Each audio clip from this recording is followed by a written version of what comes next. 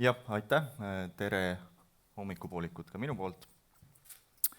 Kui Hannes rääkis, et kuidas me siia jõudsime, Märt rääkis sellest, mis juhtub 8.–9. veebruaril, siis mina räägin natukene, mis juhtub siis pärast seda, mis on selle mõjud meile ühiskonnana, elektritarbijatena.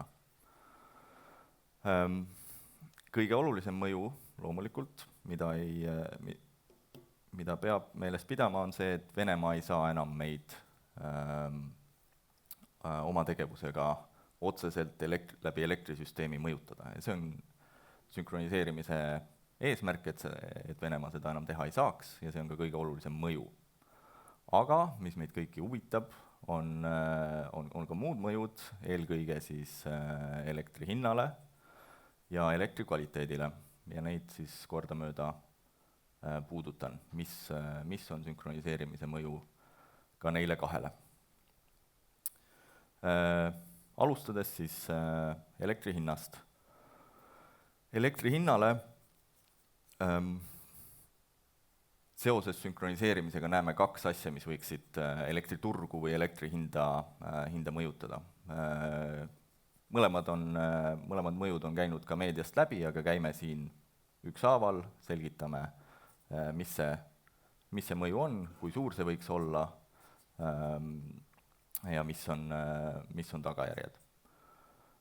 Kõigepealt Leedu-Poola elektriühendus, seal muutub midagi, sellega seoses on muudatused, ja teine on sageduse juhtimine, sagedusreservid, mis asjad need on ja mis mõju neil on, sellest veidi pikemalt. Aga alustades siis Leedu-Poola elektriühendusest. Leedu ja Poola vahel täna on kaubanduslikult 500 megavati suurune elektriühendus. Ehk siis kaubandus, mis võimaldab kaubandust Leedu ja Mandri-Euroopa vahel. Tulenevalt sellest, et selle ühenduse peal peab hakkama tulevikus või selle ühenduse peamiseks rolliks muutub sageduse hoidmine Mandri-Euroopaga, siis kaubanduslik võimsus sellel või kaubanduseks antav võimsus sellel ühendusel langeb 150 megavati peale. See on siis 350 megavatine võimsuse langus, lihtsalt selle illustreerimiseks on pool Estlink 2-st, see on võib-olla 7% Balti riikide tiputarbimisest. Mis mõju sellel võiks olla meile elektrikaubandusele ja läbi selle elektri hinnale? Meie nägemus on, et see mõju on tõenäoliselt piiratud, just sellepärast, et täna on see elektriühendus kasutuses mõlemas suunas või seal kauplemine toimub mõlemas suunas või viimased paar aastat on toimunud suhteliselt võrdselt nii Balti riikidest Mandri-Euroopa suunas kui ka Mandri-Euroopa suunast Balti riikide poole. See tähendab, et see muudatuse mõju on meile ühesuunaline, kui Mandri-Euroopas on elektri hind soodne ja mõju on teises suunas, kui Mandri-Euroopas on hoopis elektri hind kallis, mistõttu Baltikumi elekter soovib minna Mandri-Euroopa suunas ja suurem ühendus siis suurendaks ka Balti riikide elektri hinda. Kuna see on kaubandus on olnud suhteliselt tasakaalus, siis me eeldame ka, et see mõju on nullilähedane, kuna Mandri-Euroopa kallite hindade puhul oleks mõju ühes suunas ja Mandri-Euroopa odavate hindade puhul oleks mõju teises suunas. Mis on ka oluline, et Harmony Link, mis 2030 peaks valmima, siis suurendab tagasi seda Leedu-Poola vahelist kaubanduslikku võimsust. See on siis Leedu-Poola ühenduse mõju. Nüüd veidi pikemalt peab rääkima sageduse juhtimisest ja sagedusreservidest, nende hoidmisest ja nende hoidmise mõjudest siis elektri hinnale. Ja ma kõigepealt alustan ja võtan abiks videomaterjali, 2 minutit, ja siis räägime juba edasi. Elektrisüsteemi toimimiseks on vaja, et tarbimine ja tootmine on alati tasakaalus. Sellisel juhul on süsteemi sagedus täpselt 50 Hz. Kui tasakaal kaob, muutub ka sagedus ja see võib häirida elektriseadmete tööd või põhjustada süsteemi seiskumise. Tasakaalu elektrisüsteemis ohustavad avariid elektrijaamades, rikked alajaamades ja elektriliinidel.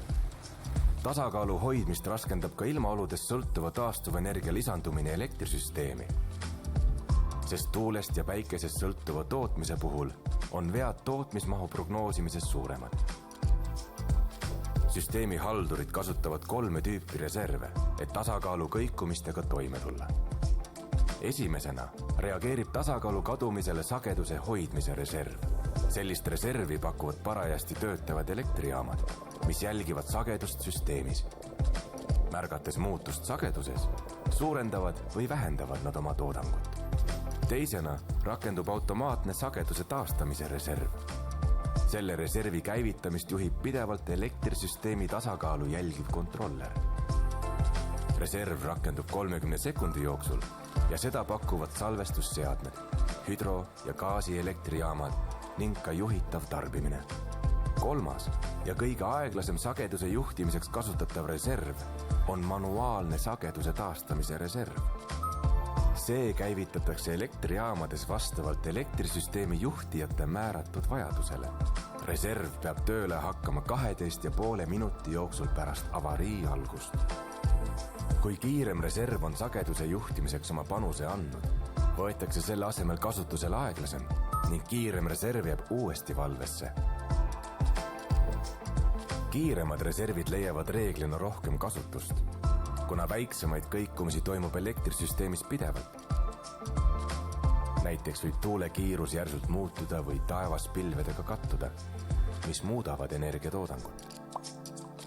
Aeglasemaid reserve on Balti riigid kasutanud ka seni. Seoses Venemaa elektrisüsteemist lahkumise ja Euroopa süsteemiga ühinemisega kasutavad süsteemihaldurid 2025. aasta veebruarist ka kiiremaid reserve.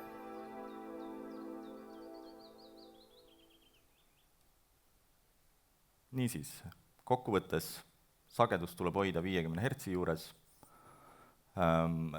Sageduse viib paigast ära, kui tarbimine ja tootmine ei ole parasjagu tasakaalus ja selle tasakaalu hoidmiseks kasutatakse sagedusreserve, mis on siis elektrijaamad, eelkõige elektrijaamad, mis suudavad kiiresti reageerida, oma toodangut suurendada või vähendada sekundite, minutitega. Mis siis veebruarist hakkab toimuma, on see, et Balti süsteemihaldurid hakkavad koos ostma neid sagedusreserve. Juba sai mainitud videos, et ostame 3 tüüpi reserve, need on suuresti erinevad oma käivitumise kiiruse poolest. Eraldi ostetakse valmisolekut ehk võimsust, reservvõimsust ja käivitamist ehk reservide energiat. Võimsus või valmisolek on vajalik selleks, et meil oleks piisav kogus reserve, mida käivitada. Käivitamine toimub siis konkreetsel siis operatiivtunnil vastavalt sellele, kui suur on tasakaalutus siis tarbimise ja tootmise vahel. Mõnikord on süsteem tasakaalus, mõnikord tulenevalt avariidest, näiteks elektrijaamades, on suurem tasakaalutus ja tuleb rohkem reserve operatiivtunnil käivitada. Ja kuna me ostame neid reserve Balti süsteemihalduritega 3 koos, siis on ka loogiline, et me jagame kulud omavahel kolme vahel laiali. Nüüd natukene selgitust ka selles osas, et millest lähtub see, kui palju me neid sagedusreserve ostame. Siin on 2 põhilist loogikat, üks on see, et me Mandri-Euroopa suunas peame tegema oma osa. Mandri-Euroopa sünkroonalas on omad reeglid selles osas, et kuidas sagedust juhitakse ja kuidas iga süsteemihaldur peab tegema oma proportsionaalse osa selle sagedusala sageduse juhtimiseks. Teine osa on see, et me siin Baltikumis peame saama hakkama oma kõige suurema avarii ise ära klaarimisega või selle siis Balti süsteemi tagasi tasakaalu viimisega pärast kõige suuremat avariid. Balti riikide jaoks on see kõige suurem avarii